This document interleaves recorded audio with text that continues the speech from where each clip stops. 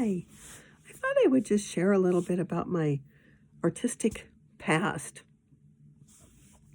It really started when I was able to quit my job back in 2006, and I started playing with stained glass mosaics, which was really fun and exciting. It was like the birth of my creative side.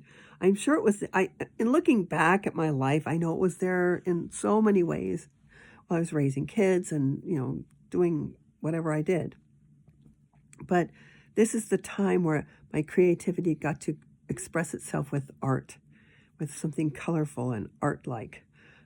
So I did mosaics for about 3 years, and then I met my husband, my future husband, and fell in love, and then just kind of lost the need or the desire to be creative in that way. But then fast forward to 2019, my husband passed away unexpectedly, and shortly after that, COVID happened. Excuse me. And so during COVID, I just had no desire to play with mosaics anymore. It was just like, bleh. I was tired of cutting glass. I was tired of my hands kind of hurting. And it takes so long to get from the beginning to the end with a mosaic because it's super tedious, and the pieces are really small. And anyway, I love them, and I enjoyed my time doing that, but I really lost interest in it. So I was thinking, well, during COVID, I thought, well, maybe I could paint. I had played around with acrylic pour painting, which was fun and made some kind of cool things, but I also played with alcohol ink. But with the acrylic painting, the acrylic pour painting, I felt like I wasted so much paint, and it was so messy. I just got to where I just didn't really think it was worth it. And a lot of times they would start out really cool, and then they would move, and it would be like, you don't go away. The part that I loved would run off the canvas. So I thought, well, maybe I should look at painting. So I did. So I spent some time on YouTube, and I found this gal. I wish I could remember her name. She was really sweet. And I thought, okay, I'm going to do one of her little paint along lessons, And I did it, and I was like, well, yeah, it kind of looks like hers, but it looks like a kid did it. It doesn't look professional. It doesn't look like the way I want it to look. So I thought, this is just not working for me. And then I saw a guy. I found a guy online who said that if you want to get really good at painting, you need to work on your drawing skills. And I thought, oh, okay, I don't know, I can't draw. And okay, I'll do it. So he had said that he had a whole sketchbook full of drawings of his hand. So I thought, okay, I'm going to draw my thumb. So I did the whole thing where you don't look at what you're drawing. You don't look at your paper. You just look at the thing you're drawing. And it actually turned out pretty darn good. It wasn't, perfect, but my thumb fit right on it. I was amazed at that. And it looked like my thumb, but the whole time I was doing it, I was complaining. In my head, it was just like, okay, that's probably good enough. And it's like, you can come back to this. I was just wanting to quit the whole time, and I was arguing with myself. It's like, no, you're going to finish this. And so I finally finished it, and I thought, well, I did it, but I hated every minute of it. So I thought, I guess I'm not going to be a painter. I guess I'm not going to paint because I just can't. I don't have the patience for that, and I'm sure it's a skill I could learn, but I don't want to. I hated it. So later on, I'm thumbing through YouTube, and I find this other gal who does. She videos herself painting and then does a voiceover and explains what she's doing, and she does abstract painting. I thought, oh, that's what I can do. I know this is what I want to do. And so then I got some paints. I got some cheap canvases to just mess up and just started playing around with paint. And it was so liberating, and it felt so good. And so that's why I'm on here. I want to share that with whoever is listening. It's so fun to paint and to just, it doesn't matter what it is. And if you don't like it with acrylics, you just paint over it. There's nothing, it's it's like magic. And actually, the more layers you put on, the better it looks. And so with abstract painting, it's free. It's like an image of you.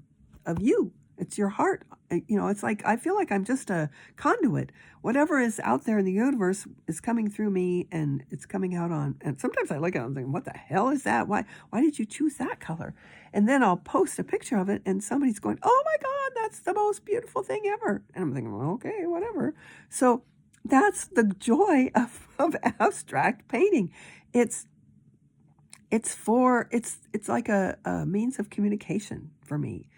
And it's art therapy. I think back to my childhood when I was like 5, 6 years old. All I wanted to do was color, and all we had was crayons back then, which was fine.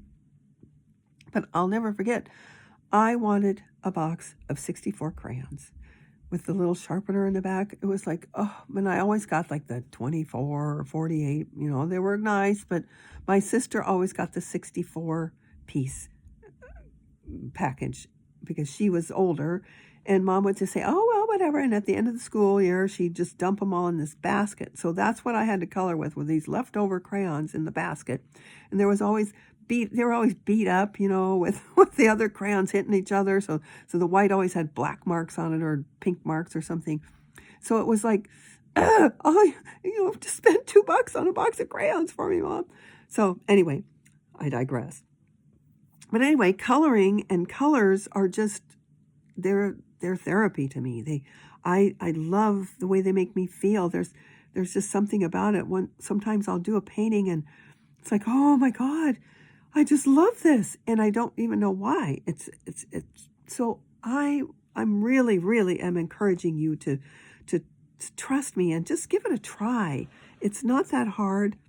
All you have to do, like I've said before, I think in one of the other videos you maybe haven't watched, if you just get those little craft paint bottles, they're acrylic paint.